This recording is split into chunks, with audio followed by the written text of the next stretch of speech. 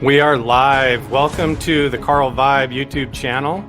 If you're joining us in the chat, welcome, welcome. I've got some very special guests today, the Paranormal Couple. We've got in the house today, live from a museum of haunted curiosities.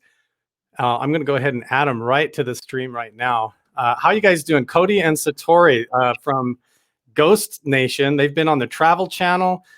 They've been featured as members of TAPS and have traveled all over the country and in the Boston, Massachusetts area where there's a host of paranormal activity and ghost encounters, and they've been right in the thick of it. Cody and Satori, welcome to the show. Why don't you guys go ahead and introduce yourselves and where you guys are at and what you're up to today?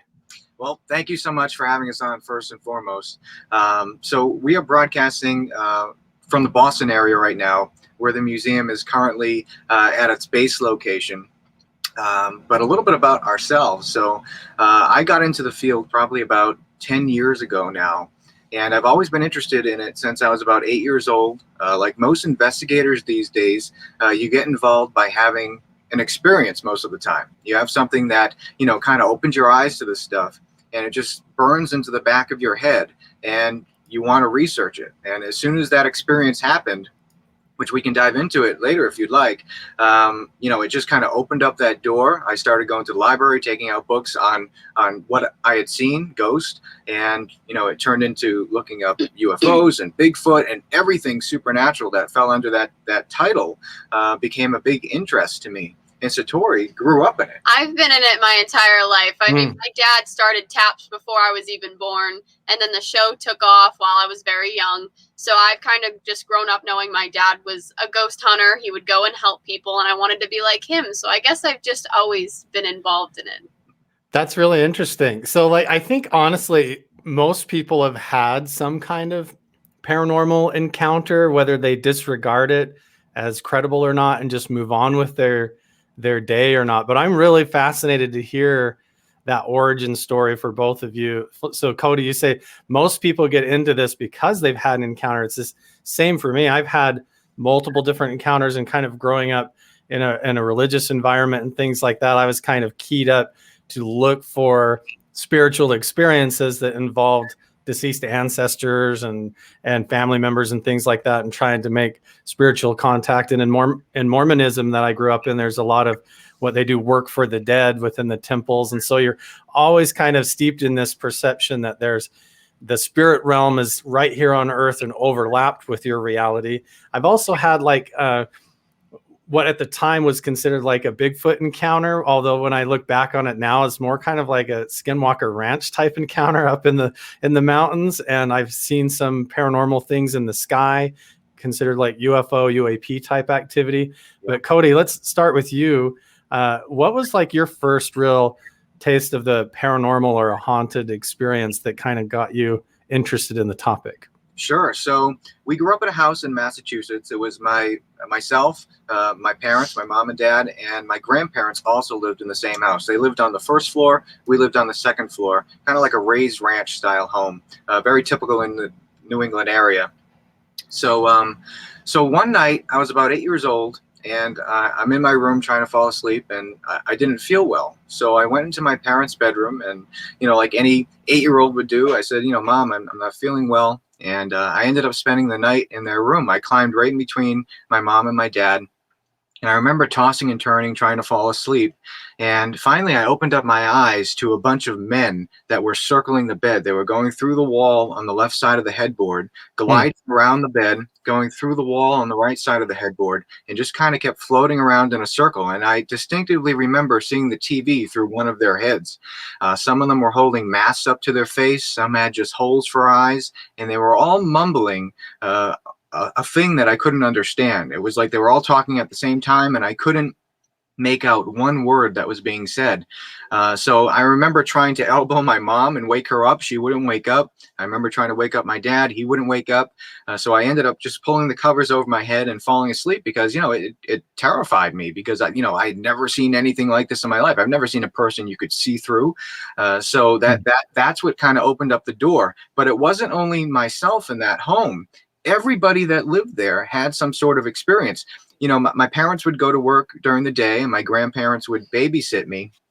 and we'd be on the first floor of the home, and then all of a sudden we would think somebody had broken in because you'd hear running up and down the hallway, and we'd sprint up there thinking somebody was upstairs, and nobody was there. There was one time we had sworn that there was a dog upstairs, and we didn't own a dog at that time, and it was just running around, and we couldn't explain it.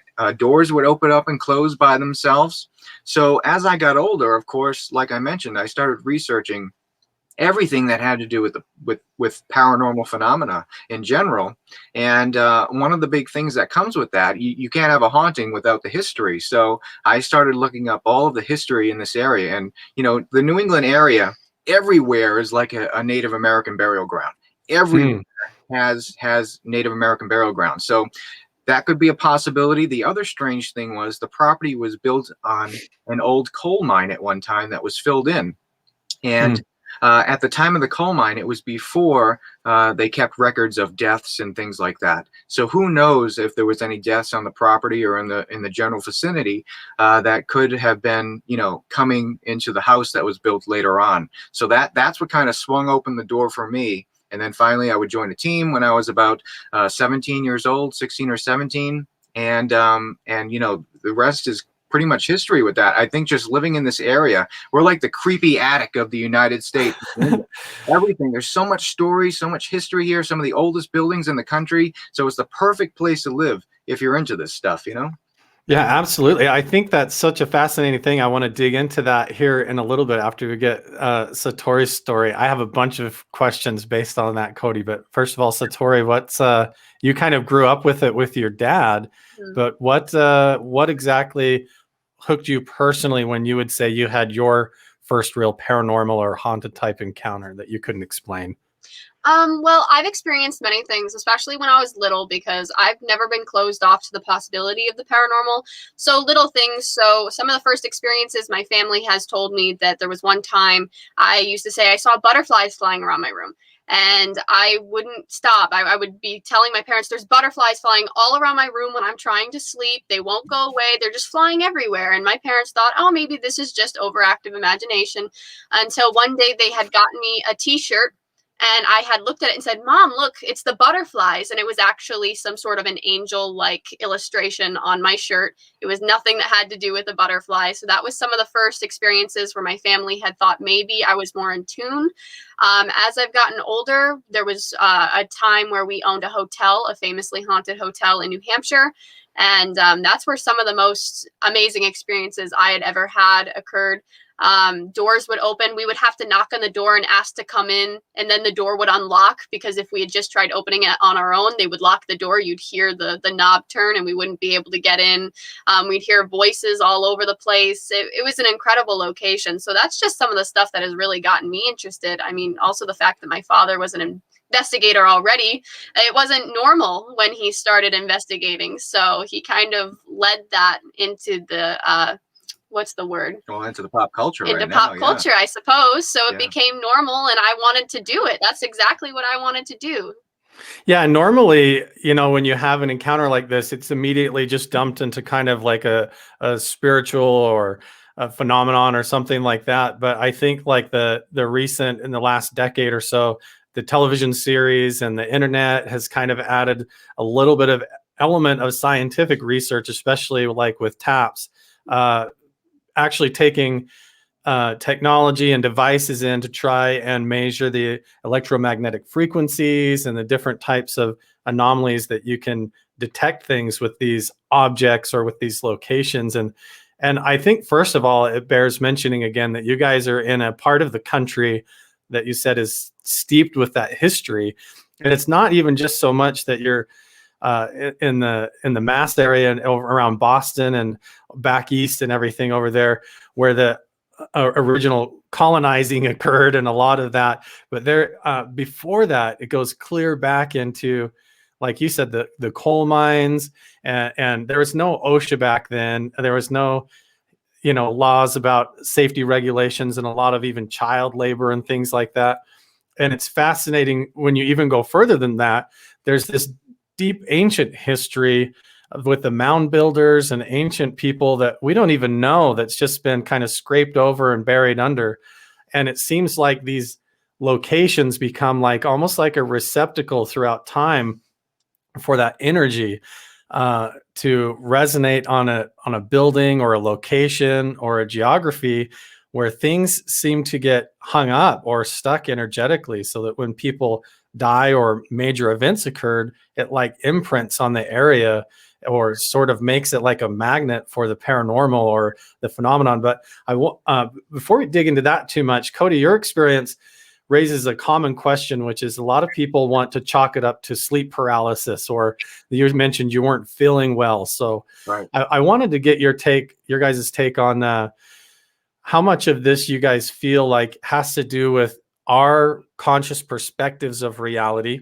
You know, we're sort of harnessed and straitjacketed into only seeing the colors of the rainbow and only hearing a certain spectrum of sound waves and experiencing reality in a very narrow framework. And when you sort of become sick or ill, or you start to learn meditation secrets and things like that and practice it, or go into certain locations, it's almost not so much that there's the paranormal isn't always happening there, but that our ability to perceive it is suddenly opened up. So I wondered what your take on that was, if you feel like you were having sort of an out of body altered state of consciousness experience where you were able to see what was already going on, or do you feel like they just appeared in the room and you were physically awake, moving the blankets in your body, very alert and aware? Where do you feel like that occurred?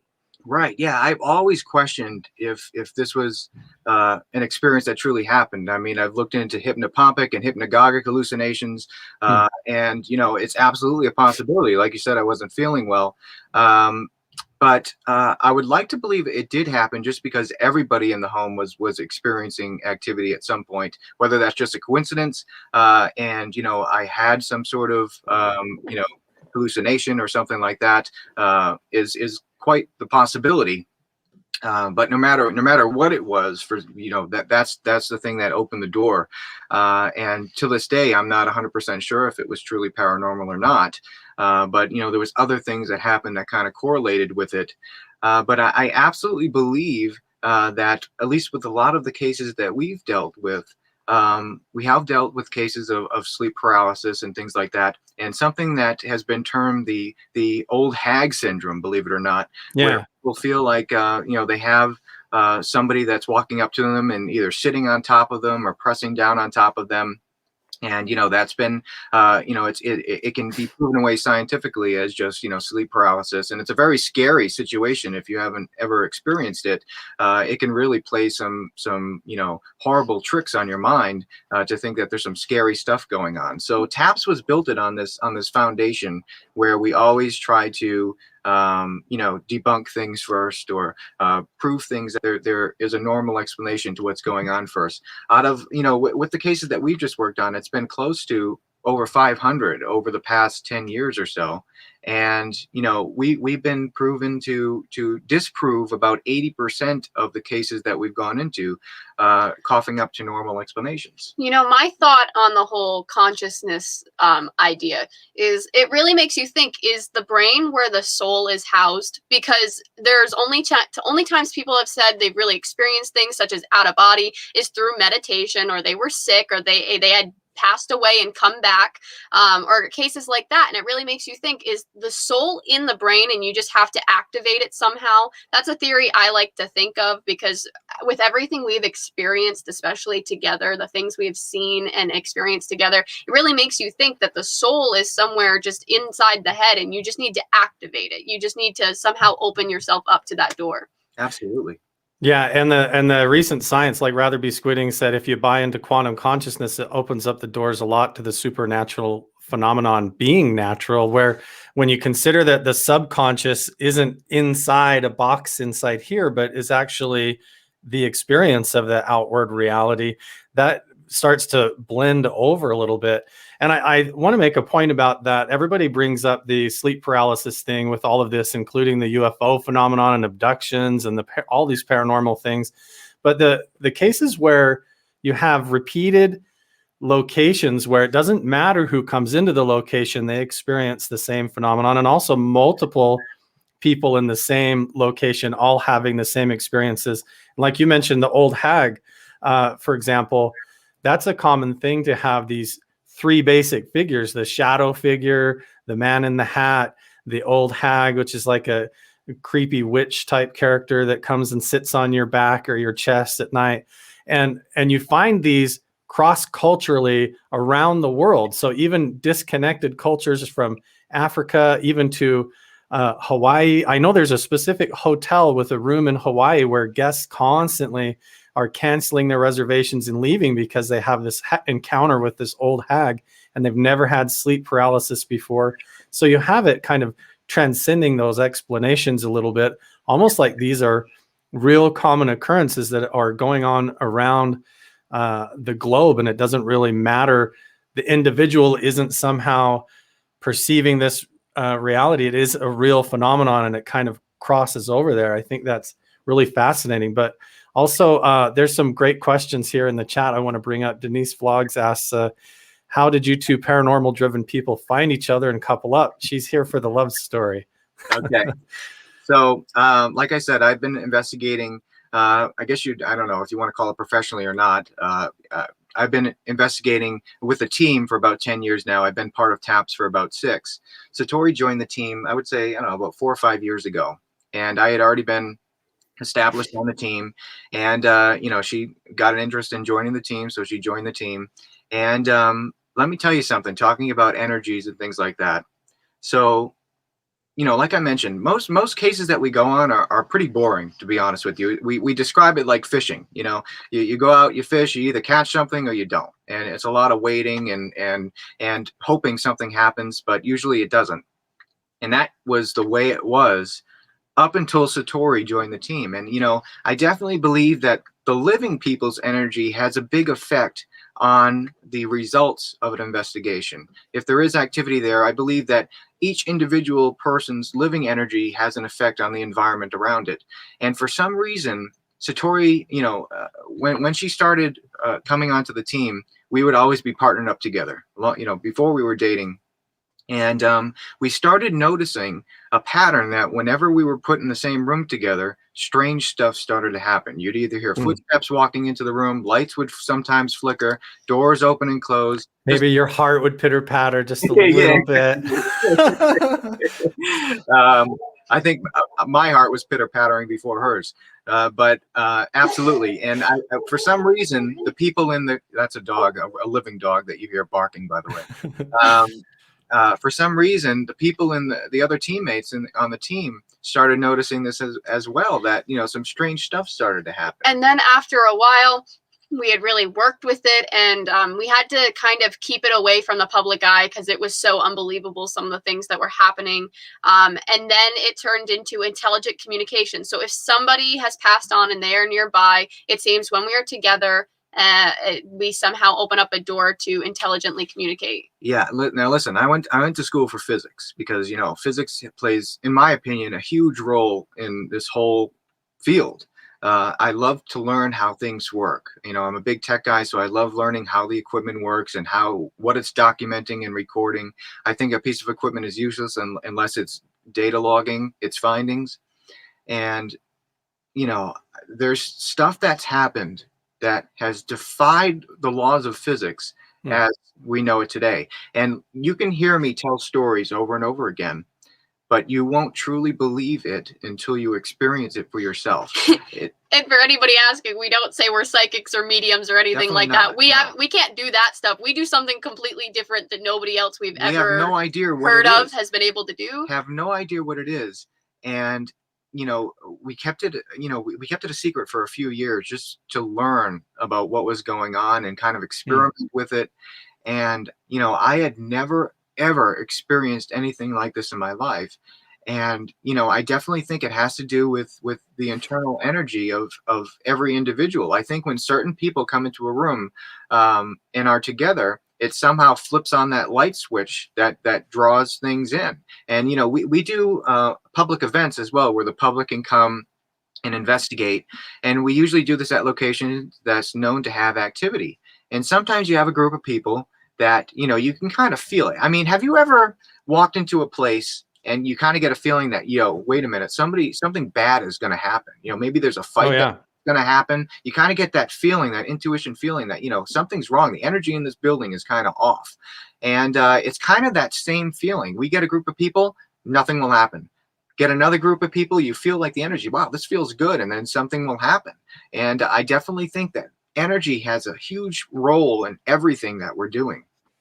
Yeah, definitely. I think that's really fascinating that when the two of you paired up or got together in a particular location, that sort of became like a resonance to the event, or an attraction to the event. And you see the same thing on like Skinwalker Ranch. They talk about that. Like when you do anything new or bring somebody new onto the property up there in the Uinta Basin, that it's sort of like a hummingbird to a flower, or to nectar. It attracts these types of paranormal events, or somehow the two people tuned into each other at the right resonance seems to like chum the water for these things, or open up the perceptions in a certain way. So I think that's really fascinating that you have the particular combination of events or people getting together, and then it sort of sparks that. And have you guys heard a lot about Skinwalker Ranch and what's going on there? Because it sort of transcends this idea of UFOs in the sky, extraterrestrials from outer space, into interdimensional reality being overlapped, and then also this spiritual paranormal poltergeist type activity running around on the ground, coming in and out of portals. What is your guys' take on Skinwalker Ranch and that whole environment? We have a lot of Skinwalker Ranch fans in the comments right now too. Absolutely. Yeah. I've been following Skinwalker Ranch ever since the days of, Robert Bigelow and his, testing on the whole property. And, I think places like that absolutely exist. Locally in New England, we have a place that's known as like the Bridgewater Triangle. That's when it's been. Yeah. And very similar to like the Bermuda Triangle. And I think the geological makeup of certain locations absolutely plays a role in the amount of activity that the location has as well. In the New England area, we have large deposits of limestones and minerals that are able to, to hold energy. Quartz. I mean, you use quartz in watches to retain the frequency so the watch runs correctly. And these minerals are able to retain energy.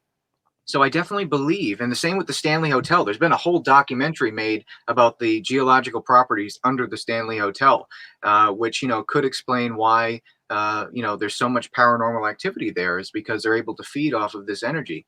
Likewise, I think with Skinwalker Ranch, I think it's a whole mix of variables that happen to fit together like a puzzle piece. That there's certain conditions very similar to two people with the right energy coming together. I think it's the same thing with land, and maybe it's the geological makeup, the people that were involved in that area at one time, what's going on in the environment, environmental readings, which is a big thing that we pay attention to in the paranormal field.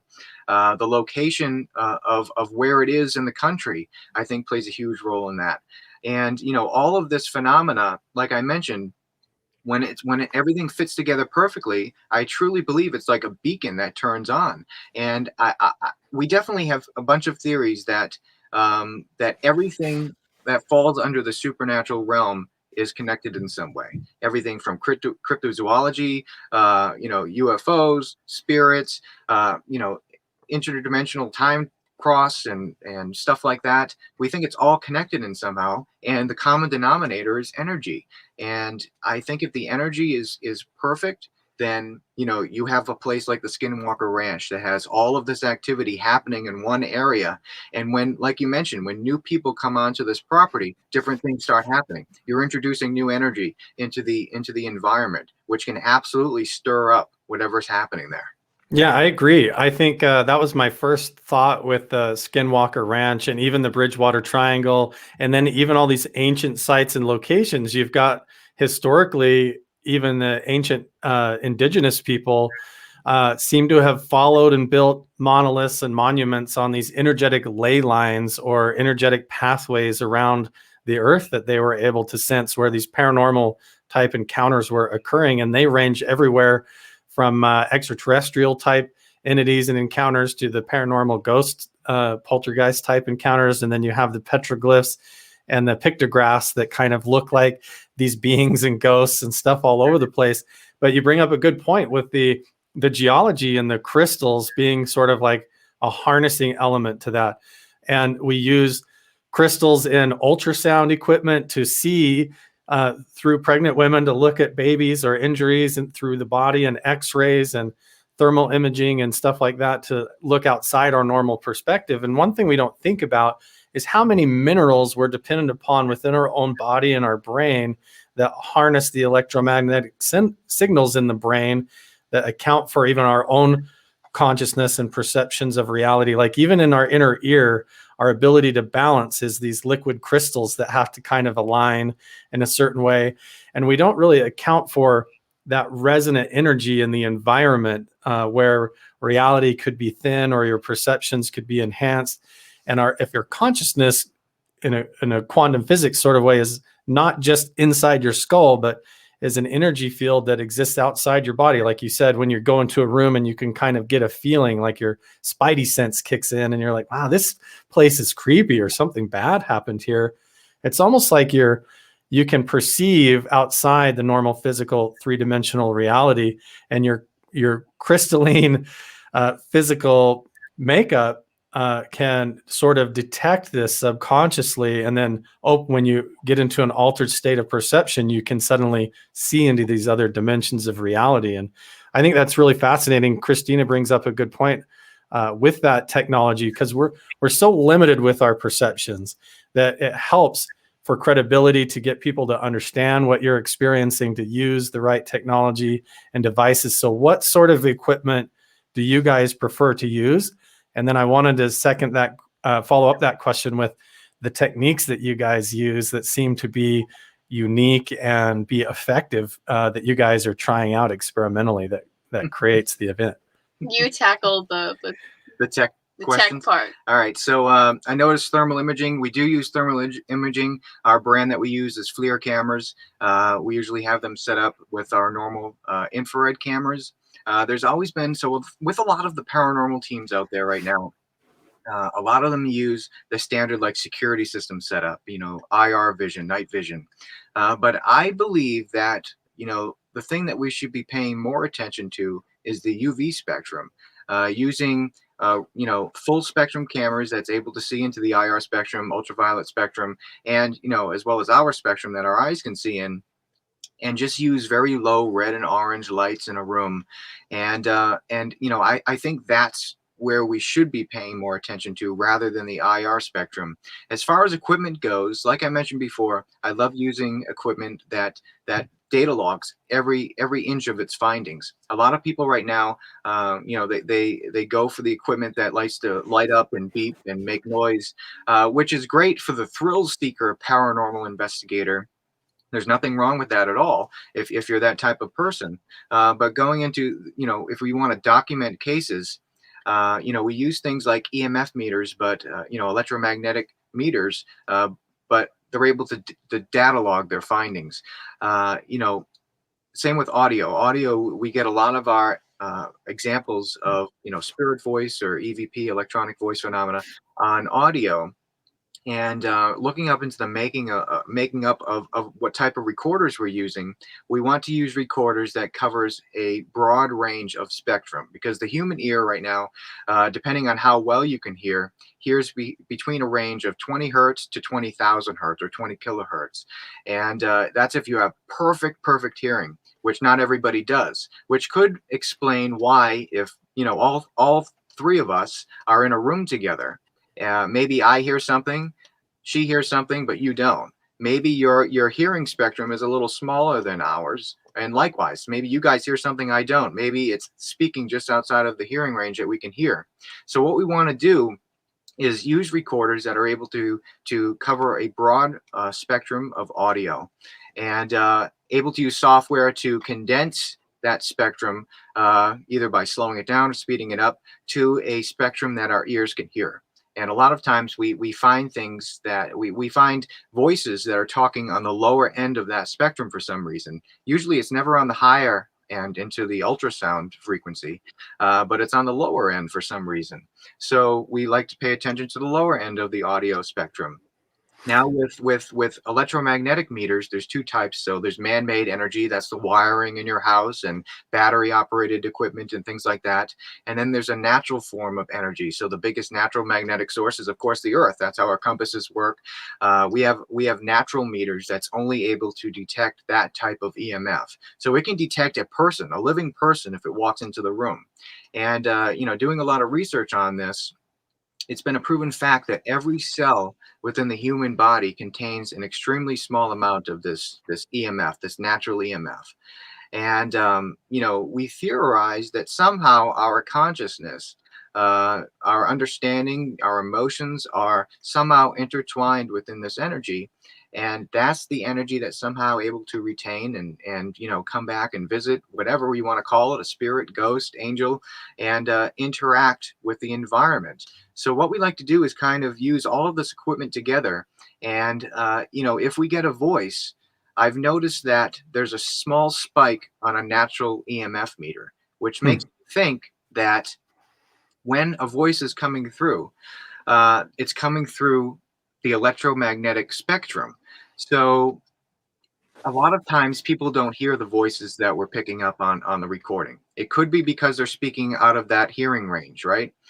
But I think they're speaking through energy. I mean, when you pass on, you no longer have vocal cords, right? You Right. no longer have vocal cords to talk. So it would make sense that it would be EMF energy. And kind of think of it like this. So if anybody plays the electric guitar, right? You have the guitar is plugged in to an amp, and when you strum the chords, it resonates with the pickups and then blasts out the amp. So if you kind of reverse that process, let's say you plug some music in to the headphone jack, right, and start playing it out through the pickups on the guitar, you won't be able to hear it. But if you hold a dynamic microphone up to the pickups on the guitar, you'll be able to hear the music perfectly because it's being broadcasted out through EMF, which could explain why we don't hear these voices. So we like to correlate all different types of equipment and make sure that if we're going to say something's happening, that there's more than one piece of equipment that's responding to the environment. Can you tell that he is the techie one out of both of us? He's the one that likes all the tech and the equipment, and that's how he investigates. He's big into the data logging and everything like that. And my method is really just I guess I just feel everything out. I feel the energy of situations. I like to go, if somebody says they're experiencing something, I like to take a walk around and see what I feel, my intuition, stuff like that. I guess I'm just more in tune that way. Which is great. That's why it makes us the perfect pair. That's why we work good together, because she's the more metaphysical one that, likes to use crystals and things like that to ground herself. And I'm more of the tech person. And when we come together, it works really well together. I really think it balances each other out. And something just made a noise over there. Something's over there. So let's talk about that. You guys are you guys are curators of a museum full of paranormal and haunted and possessed items and historical items that have indigenous cultural significance to hauntings throughout time. So tell us a little bit really quick where you guys are at and why the museum is so special. So currently we're in the museum, which kind of started by accident. So we were going out on cases, and once in a while we come across a case that, it's believed that the catalyst of the haunting is an object. Now, when you think of a haunted object, a lot of people say, oh, it's possessed. You're using the object as a vessel. But a lot of the objects that are contained in the museum that we've taken from cases or have been given to us from cases, is something that somebody loved when they were alive. Maybe it's a jewelry box or something, or a doll, or something that meant a lot to somebody at one point in time. And we believe that they're just checking in on it after they've passed on. We don't believe that it's possessed. A lot of the stuff, so we have over about 300 objects right now in the museum. And growing. And we get stuff sent in the mail randomly every week. And, our last resort, so a lot of people say, oh, you're just taking stuff from cases. So our last resort is actually taking the object. We usually try talking the person into keeping it because, a lot of the stuff, like I mentioned, is family heirlooms and things like that. So if somebody calls us up and says, I think I have something that is acting a little creepy and maybe moving by itself, we usually recommend, all right, remove it from the living space, get it out of the living space and maybe put it in a shed on the property or in the basement and see if you notice a change. And a lot of times they notice a change and they're able to live, their lives and be happy with the situation. To answer the comment I just saw up there, we have plenty of those. Hollywood has made haunted dolls the big haunted item. So if somebody thinks they're experiencing something, they instantly assume it's the doll. So we have many dolls that haven't proved their claims as of yet. We also have many dolls that have. We've had dolls that have talked. We actually have a video from this lovely piece behind me. We cannot put her in a box because she somehow gets out of it. Really? We have her on recording at 2 o'clock in the morning, actually picking herself up and adjusting herself on the shelf to get into a better position. So those are just some of the dolls that we have. We have so many. It's extremely rare. We have surveillance running 24/7 to try, catching anything that moves on its own. And not everything has lived up to its claims by all means. I would say, I don't know, maybe 30% of the stuff has actually lived up to the claims. We have noticed that when we bring a new object in, sometimes it takes a little while to get acclimated to its new environment. Sometimes it takes a couple days for it to start living up to the claims, sometimes a couple weeks, a couple months, a couple years, and sometimes it never happens. We've noticed that. And sometimes it depends where in the museum the object is sitting, because we think that the other objects around have some sort of influence on it, again, with the energy. We had one instance where we came down one time, and we have this wall of dolls. We get a doll in the mail probably every other week. It used to be right here. It used to be right here. You want to tell that story? What happened? So Liza's the one that I said moved, and we had gotten her because a man had claimed that he actually called. He was hysterical and said, "This doll keeps talking to me. She's speaking inside my head, telling me to hurt myself and other people, and that's a red flag for us." We wanted to calm down the situation, so we did. We had met up in person, taken this doll off of him. We had asked him, "Why haven't you tried throwing it out?" Obviously, we don't want that to happen, but we had asked. He said, "I did. It keeps coming back. It's being brought to my front door when I throw it away by the garbage men. I don't know why." So we had taken this doll, brought her here. She is we don't think she's a negative entity. We just think she's maybe a not so nice individual because, there's plenty of people like that. So we had put her down here and we decided to leave her on the shelf because she does not like being put in a box. So that was the, okay, we won't mess with you. You don't mess with us. We protect you kind of compromise. We had a whole wall of dolls here and she's sitting on this shelf. We had come down here not too long ago. This wasn't too long ago. And all the dolls' heads were turned 180 degrees facing the opposite direction of her. And so we had sat there. I don't know. I think we had taken photos. We had sat there and looked at it. And we just thought it was the strangest thing ever. Almost like either she had turned their heads or all their heads had turned around to stay away from her.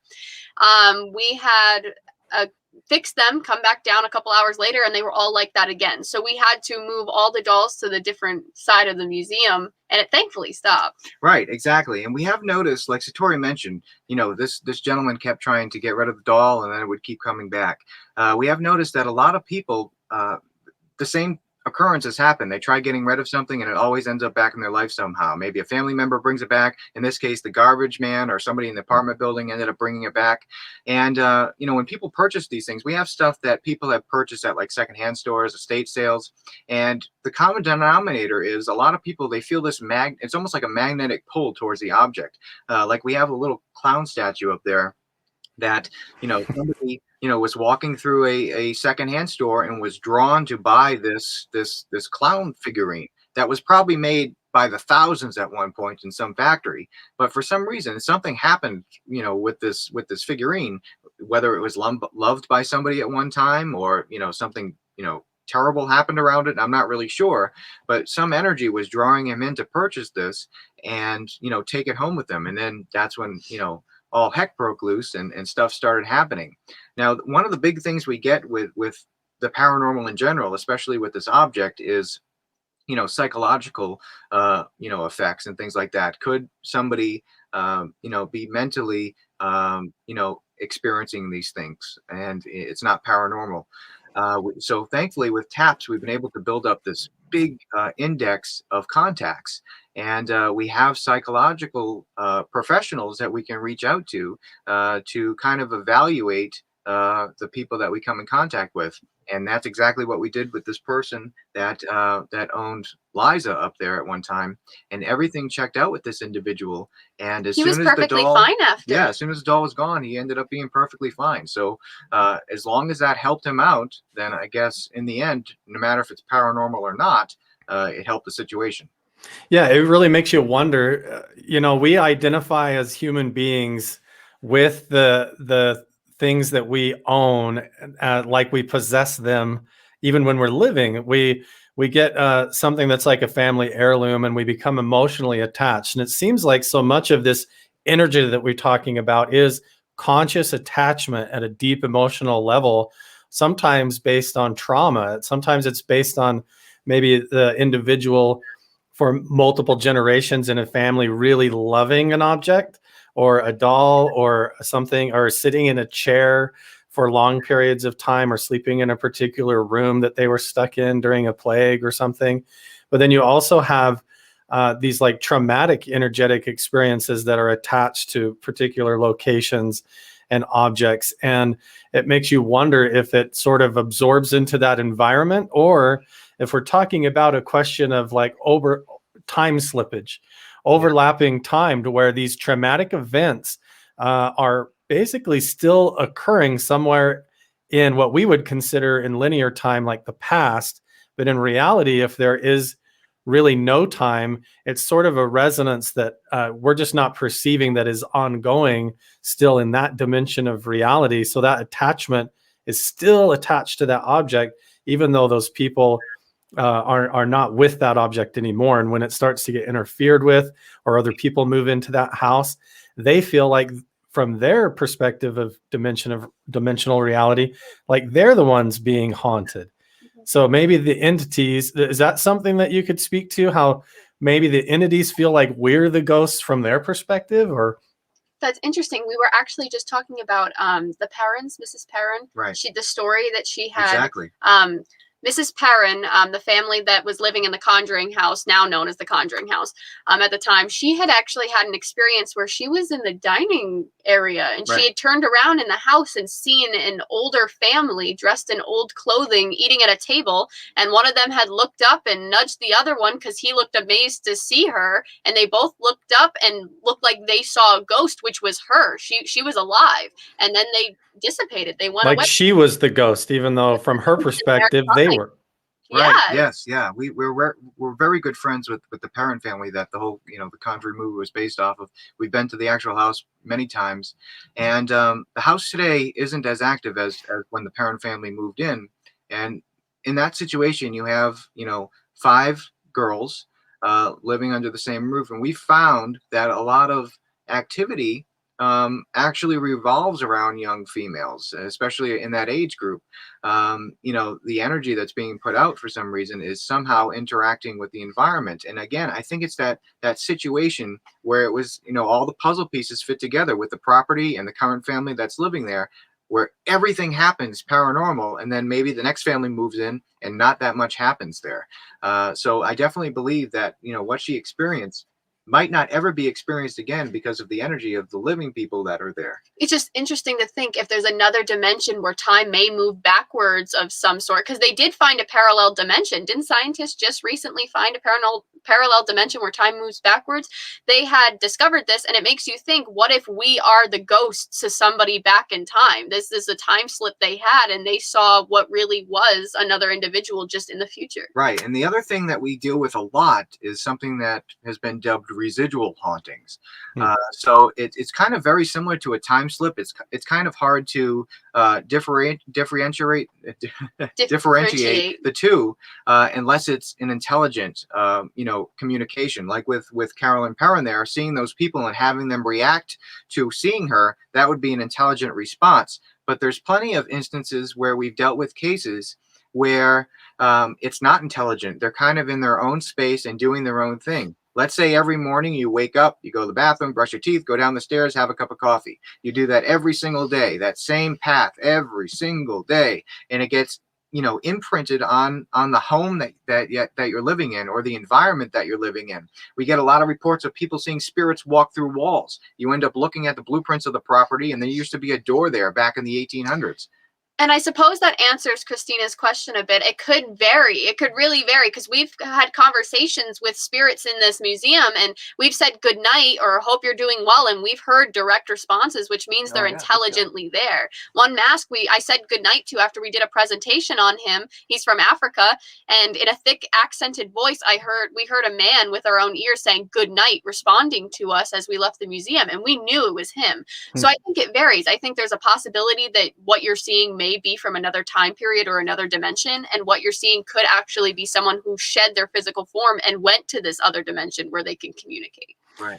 That's a good point, because you have this idea of people, these encounters occurring because there's just like an overlap, and you happen to catch a glimpse, like almost a deja vu moment or something, where something that is just doing its thing and completely unaware that you can see it or happen to perceive it for a moment, just happens to pass through or go by the room, and it's on its way. And when you really think about that, outside of even just human beings, all the animals and other life forms that have dominated this planet, from dinosaurs to critters to all sorts of things that have some level of higher intelligence, that could also be resonating as a migratory thing through the area. And now you've built a house there on top of where they used to live. And that paranormal encounter can be perceived as animalistic, or like a Bigfoot or skinwalker or something interesting like that. But then it's a whole nother thing to be able to ask a question and have that interaction and that conversation in real time, almost like those dimensional realities are overlapped. So you have something that you're interacting with that responds to you in real time, as though from its perspective, it's trying to do the same thing from through the veil or whatever, or through the midst of what's going on. It's very fascinating. So these objects that you guys have around you seem to sort of harness or be like a receptacle or amplifier for this type of live one-on-one interaction. And I wanted to give you guys the opportunity to tell some of those stories a little bit. What are some of those experiences that have really convinced you guys, or been confirming that this is like a real-time interactive dimensional interplay between what's happening now and what's going on in this other overlay? Because like I do graphic design and video editing all the time, and you have your background layer, which is like your main image, and then there's multiple layers that you layer over top of that to create that one final result. But the other ones might be thinner or less opaque, and you wonder if time and space and what we perceive as linear really isn't. It's all compressed, and we're just in a physical body to perceive it in our way. So yeah, let's talk about these objects that seem to amplify and create a pathway for interaction. And that is a really creepy doll. It's a clown and it's a Raggedy Ann all together. Sort of, yes. Yeah, this one, kind of talking about space and time and interacting with it. This one came up in the top of my head, so I went to the other side of the room and grabbed her.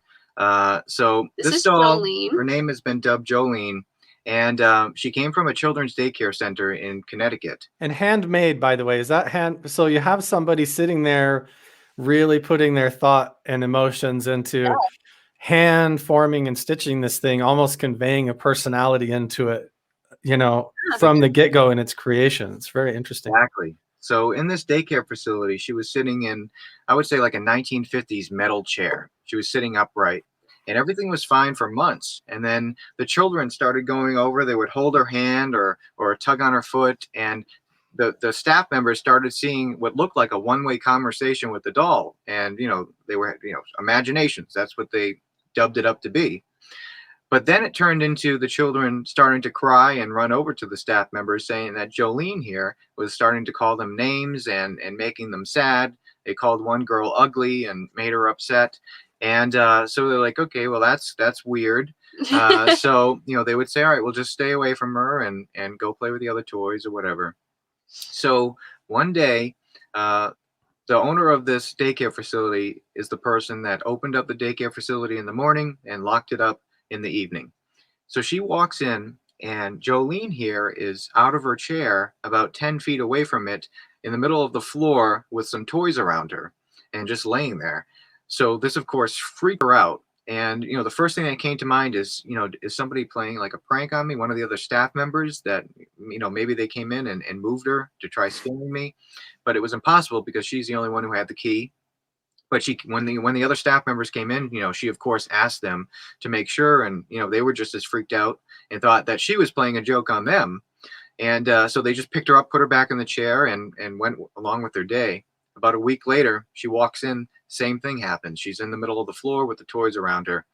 And this was the final straw for them. So they gave us a call. They heard us on a podcast just like this one.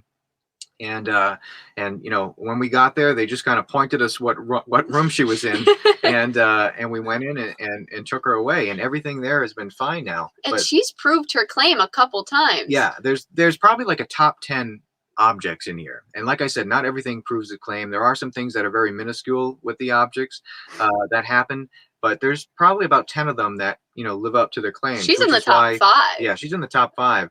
So there's been many instances, but one that yet stands out in my head was she's sitting in a very similar chair than what she was sitting in at the daycare facility in the museum here.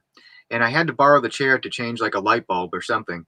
And so we took her off the chair, put her down, took the chair over to the other side of the museum, changed the light bulb, come back, and she's gone. She's not there anymore. And it was just she's Satori a big and myself. doll. She's a very large doll. So now we're like running around looking for her. Didn't hear anything. She's over here now, sitting in one of the swivel chairs that we're sitting in now. Her legs were crossed. Her legs were crossed. And I'm like, yes, she had to pass 2 security cameras to get over to this side of the museum. I was like, I'm going to get like a walking doll or something. This is amazing. So I look at my phone. I'm like, well, I don't have any notifications. So I'm able to access all the footage on my phone, and I'm going back in time and I'm looking, and there's no breaks in the video at all. But her foot's in one frame of the camera on that side, and you see it just disappear. And then she didn't pass any of these cameras. It's like she teleported to another area of the museum. She teleported, I don't know how I don't know how. She passed 2 cameras and she landed off frame of this camera over here. But, there's no break in the cameras at all. There's a clock in view of one of the cameras and you can see it ticking, perfectly fine. So I have no idea how she moved from one end of the building to the other end of the building. And she's done it several times since then. She's moved around in her chair. We'll find her somewhere else in the museum. And it seems that she does a different pose every time. One time she was upside down with her legs in the air. We don't know how she does it or why she does it, but it seems that she's happy. It's stuff like this that you have to experience in person. Like I said, I can tell stories all day long, but this is something you have to experience in person. I have no explanation. It defies everything that I've learned about physics. She's one of the more positive active objects. Yes. So what are some of the other ones? First of all, really quick, I want to get into what the other top 5 objects are. This is really interesting because you're talking about a physical object that has a paranormal history to it that seems to be like a receptacle for these sort of events, similar to like we've been talking about, like Skinwalker Ranch. The same thing. They've got security cameras and people everywhere, security teams. The Bridgewater Triangle's been heavily investigated, the Bimpton Cliffs over in England and stuff.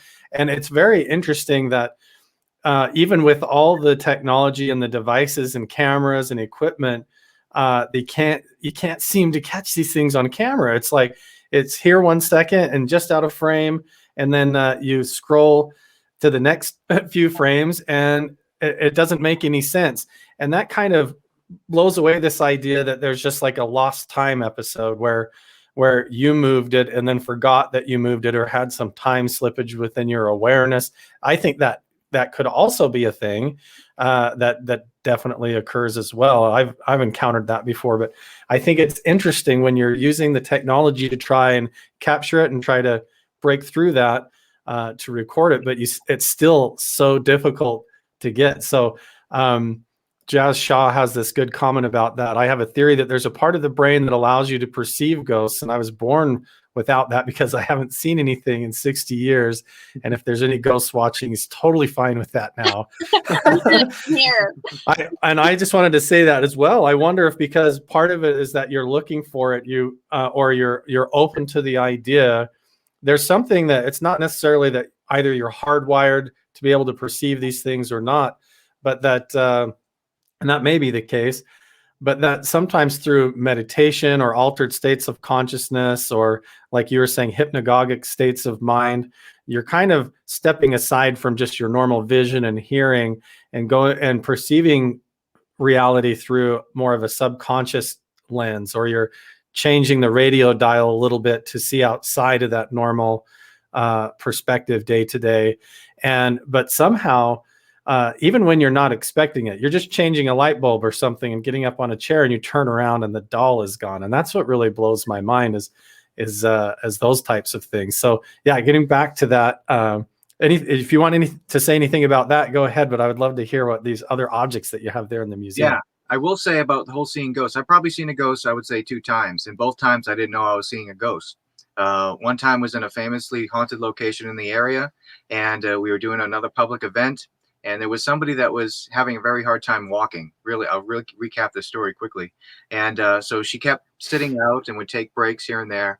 And everybody was on the 3rd floor of this building. I'm on the 2nd floor where we have our camera set up, and I'm just walking through, and I see her sitting on the couch. I see somebody sitting on the couch, looked like a woman, solid, just like me and you.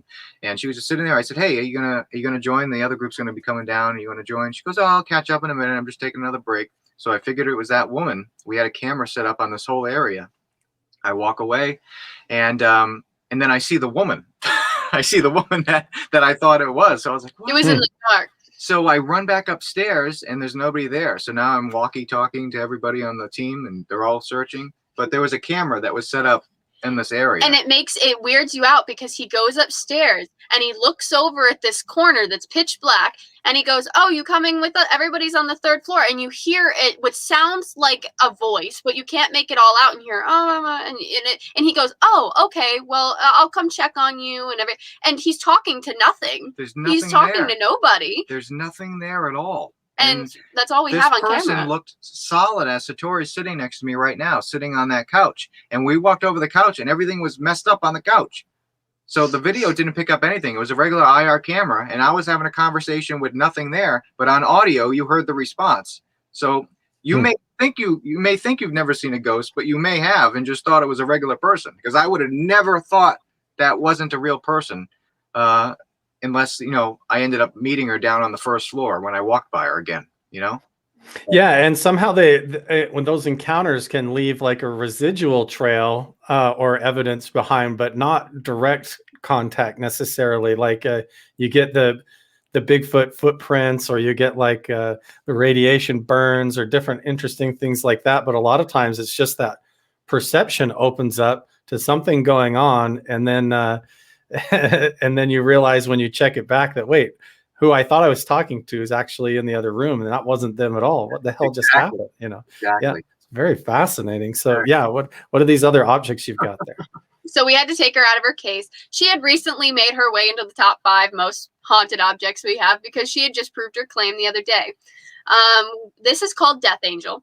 That's what her name has been dubbed. And the reason is because we had gotten it from a family that obtained her, I believe, in a marketplace, one of those secondhand places. Yeah, she's from the 70s, I believe, right? 70s or 80s is what we've been able to date her. She's vintage, as it says. And we have asked this family, we're like, "Okay, why do you want to give this tree topper to us?" Because it's just an old average tree topper, no lights or anything. Yeah, Christmas tree topper, yeah. And the woman that, the mom, she had claimed, she's like, "This angel has been responsible for almost burning my house down 3 times. Going into the story, she had said that they had put her on a Christmas tree and she had burned down the first Christmas tree. Well, they didn't think she was. They thought it was an electrical problem. The first Christmas tree burned down. Luckily, they had caught it in time. The second time, they had got another Christmas tree in the same year. A week later, the tree burned down again. They started thinking, how is she surviving this fire, but nothing else is surviving? The third time, they had waited till next year, put her in a box, and they had taken her out and put her on the Christmas tree, thinking nothing would happen. And it had burned down so bad that the entire house had almost caught fire and burned down to the ground. And she survived. So they don't know how. She's perfect. She perfectly survived. This lady had given her to us and was hysterical. She said, "You're going to think I'm crazy, but please just take it away." So we did. We had put her in a box away from everything else, not away near any light fixtures or anything like that, because we don't want to risk having it prove its claim in our museum full of objects and burning down the museum. So we had locked her in a box over there, almost like a quarantine period. Nothing had happened. So we had integrated her back into the museum, and we cleaned her off. There was some like soot-like material on the bottom of her on the cardboard piece, so we just wiped it off with a dry paper towel. And just the other day, we had come down here. Cody had picked her up to do a interview with her, live stream, and noticed that she had recently just got covered at the bottom. If you can see the black. Yeah, it's like black soot around the base. It looks like she was on top of a candle, and all the black soot from the fire had just accumulated on her dress and her. It goes up her. We checked to make sure the smoke alarms didn't go off. There's no damage to the case, just a ring of soot. So we were sitting there completely flabbergasted. We didn't know what had just happened. We thought she had tried burning something down, but nothing is damaged. And we had actually noticed it's still there. If you want to see after, we can totally send you the photo. There is a handprint, a small handprint that looks like finger painting with soot on the wall, actually right there. We had left it. We'd taken photos and measured it. It looks like a child's hand, and it's right near where her case is. So she had proved her claim. We don't know how to explain what just happened. It just happened the other day. But thankfully, we thanked her for not burning down the museum. And just at least playing with soot. That's fine. We can clean that up. Thank you for not damaging anything. But she had just proven her claim. Yeah. So my first thought was, when the family called us, is like, well, geez, you have an electrical problem, because maybe something's catching on fire with the Christmas lights or something. So she goes, oh, my husband's an electrician, and he couldn't figure out why the tree kept catching on fire. He rewired the plug right after the first fire. And I was like, okay, well, that's strange. But something that we've noticed with these objects is, when people think that they have like a cursed object or something, everything that starts to go wrong in their life, no matter if it's the object itself or just something that's going wrong. I mean, everybody has a bad day. They automatically start blaming the object for whatever's happening. And, we try to calm people down with that. But we've noticed that, some of the objects we have, I don't really think there's anything attached to them. But, once that idea, that thought is put into somebody's head, it's like a ball rolling down a hill. It just keeps, building. And everything that goes wrong in your life, you're blaming on this object, to the point where you call us to get rid of it. And that's what we thought it was. We were skeptical of this entire story. I mean, a Christmas tree topper burning down 3 Christmas trees, we were very skeptical. Thankfully, there's no fire to prove this claim, but she's just covered in soot. And now we have to hold her with gloves, because we don't want to clean her off and have it come back even worse than the last time. We had it tested with bleach to make sure it wasn't mold or anything like that. And it is soot, because it stays black in the bleach substance. And we've asked other experts on this, and they agree. They're like, there's no way. The handprint makes absolutely no sense. So we've kind of just left it there to appease her. We've left it there. Here's a drum here. It's rather big. Wow. But it was passed down generation. And the quick story is, we got an email from a couple that lives in Massachusetts, young couple. They had just moved into their first apartment together. And what had happened was, his great-grandfather had died. And the drum was passed on to his grandfather. He passed away, and it was given to him. Originally, it was supposed to be given to his mother, but she didn't want it. She lived in another state, so he took it back to the apartment. And what happened was, while the drum was sitting in the apartment, they fall asleep, and they're awoken by drumming, and scares the heck out of the girlfriend. And they were a very spiritual family. There were stories about the drum doing this at times, but it freaked her out really bad. So they moved the drum out of the bedroom into the living room. It happens again so loud that the neighbor in the apartment next to them comes and knocks on the door and is like, listen, you can't be playing music. I hear your bass. You have to turn it down. I have to work in the morning. So he, he's like, oh yeah, I'm sorry, and just plays it off as loud music. And the girlfriend was so upset that she's like, listen, you have to get rid of the drum, or I'm moving out. I'm done. I'm done. So he had emailed us. He was pretty much pleading at this case. We were telling him, you can keep it. It's a family heirloom. And he said, no, I need to get rid of this. It's ruining my relationship. And that's where we had taken it. And we've always given him a chance to text us if he ever wants it back. But he has never contacted us since. Yeah. So yeah, anything here. We've always given the option if anybody ever wants it back to email us, but not one person has taken their and we object have back heard yet. drumming once, but we want to get more before we instantly assume that it's active. It could have just been a fluke thing, but we have heard it once, and that's some of the objects in our museum. That's really fascinating. What would you guys say before we wrap this up? We're going on a little over an hour. What would you guys say is the more or most haunted or paranormal type location that you guys have visited? And then also tell us about your upcoming nationwide tour where you're going to be traveling around as the Paranormal Couple, visiting all the hot spots and locations, and what are some of those that you're excited to go visit? Sure. So the most haunted building frequently, or most recently, that we visited was actually on an episode of Ghost Nation. It was a correctional facility in New York that, of course, has been closed down, and a famous soccer player actually purchased it and is turning into a big sports complex. But Satori and myself were down in the tunnels, miles and miles of tunnels under these buildings, and we were there with a cameraman, and he was walking ahead of us, and I happened to look back to the tunnel we had just come from, and I see a dog, like a big German Shepherd dog, sitting in the middle of the tunnel. And I turn back and tell Tori, and when I come back, the dog is gone. And we'd run back. It was like a dirt floor, no footprints of a dog. We followed it all the way to the end. It ends with like a great, couldn't explain it, but there was just so much activity that we experienced there. Was so much voices, footsteps, everything. When it comes to the tour that we're going to be doing, there's so many haunted locations that have already contacted us about that. Yeah. So so the museum's going on the road this fall, and we're taking everything, a big traveling exhibit. If you've ever been to like the Titanic traveling exhibit, it's very immersive like that. We've recreated different scenes, so you kind of get immersed into the environment. So we're going to different haunted locations around the country, and you can either just tour the objects, which would probably take about an hour and a half, and if you're brave enough, you can investigate and with the objects after hours at the haunted location to see if anything paranormal happens. So that starts in September. The first stop is in Connecticut, and then we'll be releasing the schedule as it comes. Very soon, we're going to be releasing a lot of dates. And if anybody wants to stay up to date, you could contact. You can either contact us, check out our Facebook, the Paranormal Couples Haunted Museum, and our website, paranormalcouple.com. That'll have all of our events on the event tab. Yeah, that's it. And then on Facebook, we're at the Paranormal Couples Haunted Museum. And if you think you have something strange going on and just need some advice, feel free to message us on any social media. We usually get back to everybody, or just send us an email, contact@paranormalcouple.com. And we'll get back to you.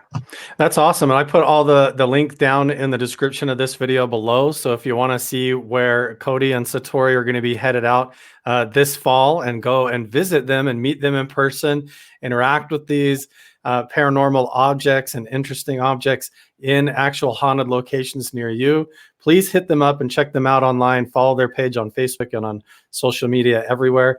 Cody and Satori, this has been an awesome interview. I would love to have you guys back on again sometime if you guys are willing.